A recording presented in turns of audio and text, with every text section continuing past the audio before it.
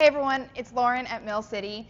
Today I wanted to dive a little bit into brewing methods, extraction, analysis, and start to talk about the ways that we brew coffee here in the roastery and introduce how we evaluate a brewer or a brewing device from kind of a scientific perspective. I was recently talking to a well-known roaster out on the West Coast, and he was kind of talking about how he had spent a long time sort of evaluating all different roasters' coffee from the perspective of whether or not their coffee was soluble, and then how soluble it was. Everyone wanted to know, the $1 million question, which is what roasting machine produces more soluble coffee? And unfortunately, for everyone paying attention, the answer was there wasn't too much of a correlation. One of the things that he said that struck me and that I thought was a really important takeaway: people who know how to brew, people who brew regularly, and people who think about how coffee gets brewed. Those are the people that roast the best coffee. So if you're a roaster and you're watching this and you know that your extraction game needs a little bit of work, try to pay attention. What we wanted to do here in the roastery is evaluate two versions of automated brewers plus a manual brewer. What kind of brewer is your customer using at home? The high-end, expensive, professional brewer or the budget brewer? We throw a lot of shade at Mr. Coffee, but we needed to buy one for today's research. And of course, Steve, being a lover of things sort of retro and vintage, got on eBay and found this model. This is a Mr. Coffee from the late 70s. It was in mint condition, and it actually is pretty cool. It's a 1600 watt machine. It has a pretty powerful heating element, and it kind of made us think that it might not be the best representative of the quote unquote cheap brewer, because it's actually a little bit more powerful than what people are buying at home as like a $20 countertop brewer or even like a Keurig machine. I'll talk about the issues with those later, and I'll talk about why this brewer didn't end up kind of being as great as we thought it was going to be. The other brewer that we're using is an SCA certified brewer. This is the Technivorm Mocha Master. This is a great brewer. It's also at a really high price point. A lot of people ask me, how to improve their brewing game at home if they don't want to spend hundreds of dollars, and they're really thinking about, some article that they read that said that they had to buy a really, really expensive brewer to brew better coffee. I usually don't recommend a brewer like this to someone who's just looking to improve their home coffee setup. A lot of times I start by just recommending a scale or fresher roasted coffee to start with. We also wanted to do a manual brewer. We picked up the new Stag pour over just recently, and I've had a couple of weeks to kind of play around with it and sort of dial it in. I really like this as a little pour over brewer. It feels really good. It's got a really great texture and weight to it. It uses little kind of Melita style filters, and it's just a really nice single cup brewer. The other thing that I like about it is this little drip tray that it comes with, and this little O-ring, kind of a rubber gasket that makes it snap all into place. Just feels really functional and really, really nice. I've brewed a lot of cups of coffee on it, and I'm really happy with all of them. It's a flat bottom brewer, pretty wide margin for error, and I've consistently brewed some really nice cups of coffee on it. So the question that we started out with was, does your brew method really make a big difference? Now, these are all what we would consider to be drip style brewers. They're all paper filter brewers. And so the variance here is going to be manual control versus electronic control, and then a few other things. Now, when we think about how to evaluate extraction and to evaluate how good an extraction was, we can look at a couple different things. But as I said in a recent video about our tools of the trade, I mentioned a TDS meter. A TDS meter is going to give us a reading that reflects how much of our coffee has become coffee, meaning how much water actually absorbed solids from our coffee beans. So TDS stands for total dissolved solids. Once we get that number, we can plug it into an equation, which gives us our brew yield, which is sometimes referred to as extraction percentage. That tells us how strong our coffee is. Both these numbers are related to each other. If you have a high TDS, you'll probably have a high extraction yield, but they're giving us different numbers. Just as a little spoiler, I've actually got the TDSs printed out here on these little pieces of paper, so you can see what was effective and what wasn't effective. As a refresher, ideal or optimum TDS is anywhere between, I think, about 1.15 to 1.4, and you can dial in there based on sensory preference. So if you like a stronger tasting or a weaker tasting cup, both of those would be within the acceptable range. So we know right away these two brewers brewed within the ideal range for TDS, and this brewer did not. I want to give you a little bit of information about our recipe. So I worked with the same coffee across the board here. This is sort of a mixed roast blend of one single origin coffee from Guatemala, just sort of an amalgamation of several different roasts that happened here in the roastery. And the coffee is about 7 days off roast, so really ideal for brewing. I weighed all of these out so that the ratio was identical, 1 to 17.2. So that's 1 part coffee to 17.2 parts water.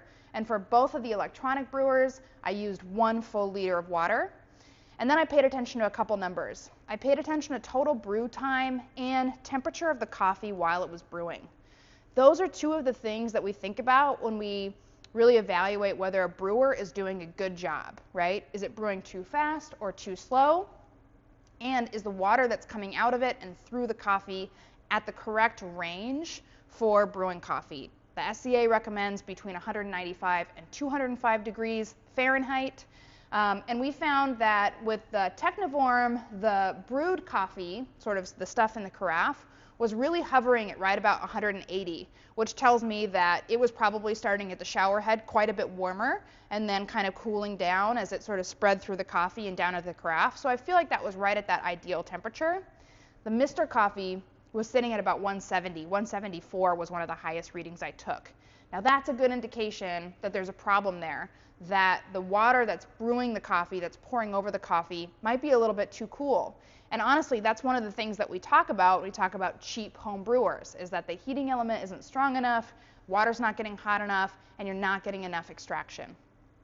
With the pour over, it's very easy to control. As long as I preheated my carafe, my pour over carafe, which I did, and I used water off our hot water towers, which are sitting at 205, which I did, and then brewed coffee right after pouring that water, I know that I was using water that was right within the ideal temperature range.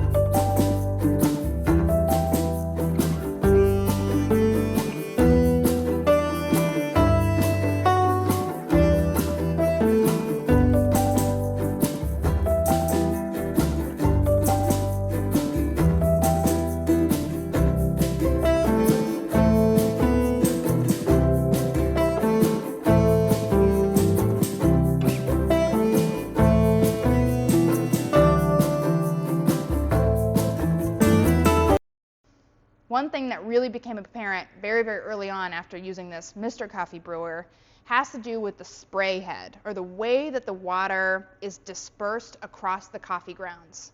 Now this is something that the Technivorm does very, very well. It has a really highly engineered shower head that really effectively sprays water across the whole bed of coffee in the filter, and it saturates everything super evenly. You can see that when you take the coffee grounds out to throw them away or compost them. It just looks like everything's nicely settled and flat and well saturated. That's something that we also pay attention when we do a pour over. We can see at the end that we have a really even bed of used coffee grounds. There's like a nice level layer, or sometimes like a nice dome if you sort of end with a full filter and like let it drain through. And you can be sure in your manual pouring not to sit in one spot, not to move around too much, creating too much agitation. You can just be really gentle and really careful with it. That's honestly why a lot of people prefer a manual brew, because they have all that control over the saturation of the grounds.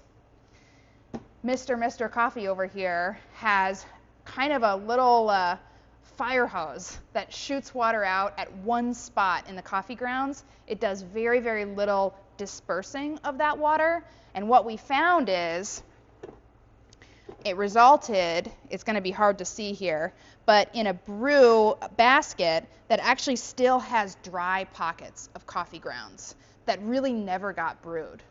Now, we did one brew before we started filming, and the dry grounds was a huge pocket. I didn't feel like that was fair to the brewer, and it probably wasn't fair to evaluate that coffee. So we tossed it all out, rinsed everything out, did it again, and the same thing happened. What's happening here is that this sort of 58-gram basket of coffee is not getting fully saturated, and so we're getting some areas of the dose that don't get brewed at all. And that's what's coming out here in our TDS, is that we have very, very low coffee strength for this big amount of water because we didn't brew enough coffee. Obviously, the Techniform did a really great job. It brewed 1.33 TDS and gave us an extraction percentage of 20.64. If you were to chart that on that SCA brew control chart, it's right in the middle. It's an ideal brew strength. The Mr. Coffee was very low, 0.87, which gives us an extraction percentage of 13.5. That's too low to even really chart on that SCA brew control chart. And I use that app that I showed you all in that last video, so I can just plug in these numbers and kind of get a spot on the chart. And it actually said, you know, can't show value. So it was just not a good brew. Finally, our pour over did a very good job. Some of that was having a skilled user, and some of it was just having a nice, you know, well-designed brewer and just sort of taking your time with it, knowing how to use a recipe, pouring slowly, pouring controlled. That one gave us a TDS of 1.26 and an extraction yield of 18.75. So a slightly weaker cup here on the pour over than the Techniform. I could probably fine-tune that if I wanted to do another pour over and go a little stronger. I could change something either about my pour or about my grind, and I could get that to be a little bit more exact. We did a similar kind of brew comparison when we first got this brewer in a few weeks ago, and I asked Steve, the owner of Mill City, to come in and do a blind tasting. He liked the pour over the best. That could be partially related to service temperature, because it wasn't quite as hot when it was served, obviously because it's just sitting in a carafe. These two were sort of sitting on warming plates. And temperature makes it a little bit more difficult to taste. So if that liquid was a little cooler, then it might have been easier to enjoy the complexity and the sweetness of the coffee. But by far, the Mr. Coffee stood out to him as being very dry and very thin of body. And that was kind of a disappointment because we were excited about this brewer. We think it looks really cool. And we thought, you know, being a little bit more old school, having a little bit more power in it, that it was going to do a decent job. My suspicion at first was that there was too much dwell time happening inside the basket. If you look at the bottom of this filter holder, it's just one single hole. And I thought that there might be an issue with flow rate and drainage, and that was kind of creating like an unpleasant cup. But now that we've brewed a few pots on it, we can really see what's happening with the grounds not being saturated. We know that that's the issue. Now, Steve uses a Techniform at home, so this is a flavor profile off of this brewer that he's really familiar with and that he really, really likes. So he also liked that cup quite a bit. He was sort of torn between these two. I think he ultimately may have preferred the pour over, and again, I think a lot of that went to temperature. So why are we talking about which of these brewers is better? Is anyone going to go out and buy a 1970s or 1980s Mr. Coffee off of eBay? Probably not. Are you in the market for a Techniform? Are you thinking about a new pour-over brewer? If you are, both of these would be good options. The reason we wanted to bring it up is because we want to do more videos where we talk about coffee's solubility, right? Relating to roast profile and how much time we spend in certain phases like development and mid-phase, how brittle the coffee gets, how easy it becomes to brew. But it's hard to talk about those things until you talk about how to evaluate coffee and until I tell you how I'm going to brew that coffee. So from here on out, when we talk about solubility in brewed coffee, we'll use one of three methods. We'll either do a quick pour over, we'll do a small pot on the Techniform, or we'll use our batch brewer, which we use big Fetco batch brewers here in the roastery. Now those are also dialed in and they've been calibrated. We've done the same sort of metrics on them in terms of reading TDS, figuring out extraction percentages. measuring the water temperature, and making sure that those are doing a good job, and they are. But the big takeaway for you all, if you're watching at home, is if you want to be a good roaster, then the goal is not just to produce roasted coffee. The goal is really to produce a good cup of coffee.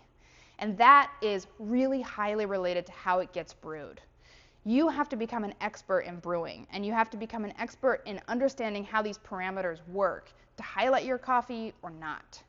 If you've got a huge customer base that uses a less than ideal brewing method, then you can do some things to account for that and make it easier for them to brew a better cup of coffee. If you've got a lot of customers who use commercial equipment or really high-end equipment, then you're in a pretty good spot. You can start to kind of fine-tune your roast profiles to showcase like a lot of complexity, a lot of sweetness, a lot of perceived acidity if that's what you're after. But you really have to understand all of these parameters and sort of how they're going to affect the cup.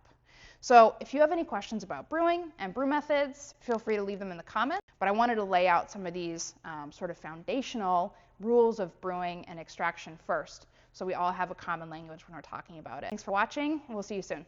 Thanks.